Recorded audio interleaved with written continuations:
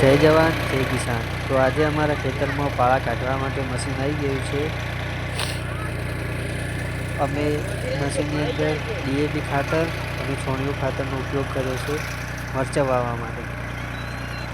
તો આપણને એવું લાગે છે કે પાળા તો નીકળી રહ્યા છે પણ મલ્ચિંગ ક્યાં છે? તો તેના માટે અમારે જો ચોળીમાં મલ્ચિંગનો ઉપયોગ કર્યો હતો તેનો ઉપયોગ ફરીથી આની અંદર કરવાનો છે। તો તે મેળ્યું અમે સાથે કાઢ્યું છે બરાબર। તો તેનો ઉપયોગ અમારે ફરીથી મરચાં વાવવા માટે કરવાનો છે। જો પાછળ રીંગણની ખેતી કરેલી છે, સાઈડમાં બટાકા વાયેલા છે અને આની અંદર મરચાંની ખેતી કરવાની છે। તો જો મશીન એકદમ મસ્ત પાળા કાઢે છે।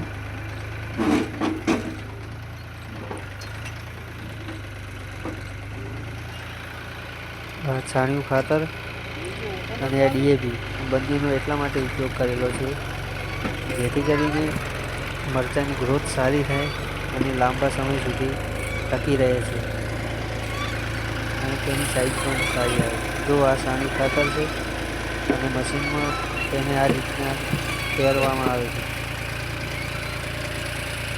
જો આ રીતના બંનેનો ઉપયોગ કરીને મરચાંનો ગ્રોથ સારો કરી શકાય છે। પાળા કાઢવાની શરૂઆત થઈ ગઈ છે। જો મલ્ચિંગ વગરના આ રીતના પાળા આવે છે તેની અંદર આપણે જે ચોળીમાં મલ્ચિંગનો ઉપયોગ કરેલો હતો એના મલ્ચિંગનો મરચાંમાં પણ ઉપયોગ કરવાનો છે।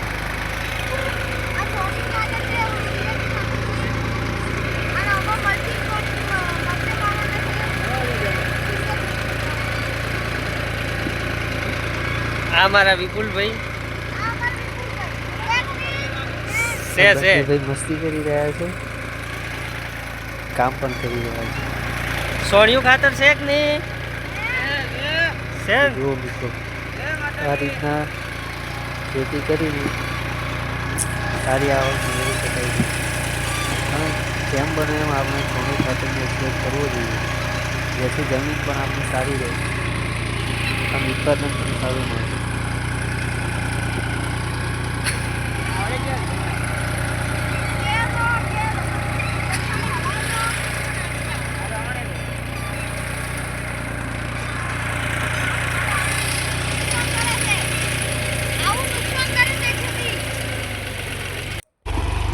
જો આ રીતના પાળા નીકળે છે મલ્ચિંગ વગરના।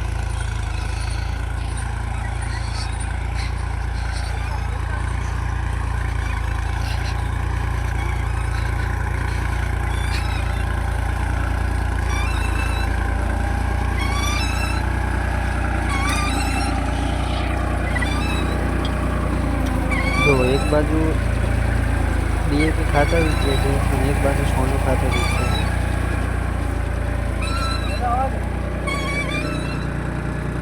છોણિયું ખાતર નાખવાથી જમીનમાં ઘણા બધા ફાયદા થતા હોય છે તો જેમ બને એમ આપણે તેનો ઉપયોગ કરવો જોઈએ।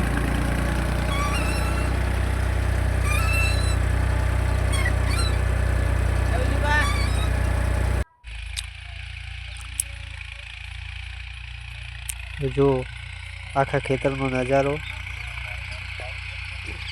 આ રીતના પાળા કાઢવામાં આવે છે।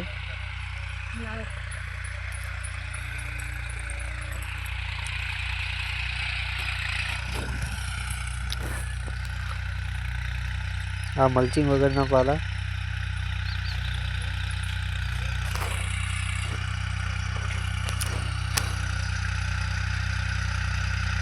તો એના મલ્ચિંગનો ઉપયોગ કરવાથી આપણને પણ થોડા ઘણા પૈસાનો ફાયદો થતો હોય છે। જો અમારા ખેતરમાં 2 રોલ આવે છે તો એના મલ્ચિંગનો ઉપયોગ કરવાથી અમારે 7 થી 8 હજાર રૂપિયાનો ફાયદો થતો હોય છે। તો જેથી કરીને અમે એના એ જ મલ્ચિંગનો ઉપયોગ કરવાનો છે। જો આ રીતના પાળા નીકળે છે તેની અંદર આપણે પાછળથી ક્રીમ નાખવાની છે અને પાછળથી મરચું નાખવાનું છે. એનો પણ બ્લોગ આવશે તે જોવાનું ના ભૂલતા. અને વિડીયો ગમ્યો હોય તો વિડીયોને લાઈક કરજો, કોમેન્ટ કરજો અને અમારી ચેનલને સબસ્ક્રાઈબ કરજો. જો પાછળથી આ રીતના બહાર નીકળતો હોય છે. તો આવા અવનવા વિડીયો અમારી ચેનલમાં આવતા રહેશે. ખેતી વિશે નવી નવી માહિતી આપણને મળતી રહેશે. તેના માટે અમારા ચેનલને સબસ્ક્રાઈબ કરજો, જેથી કરીને અવનવી માહિતી તમને મળતી રહેશે.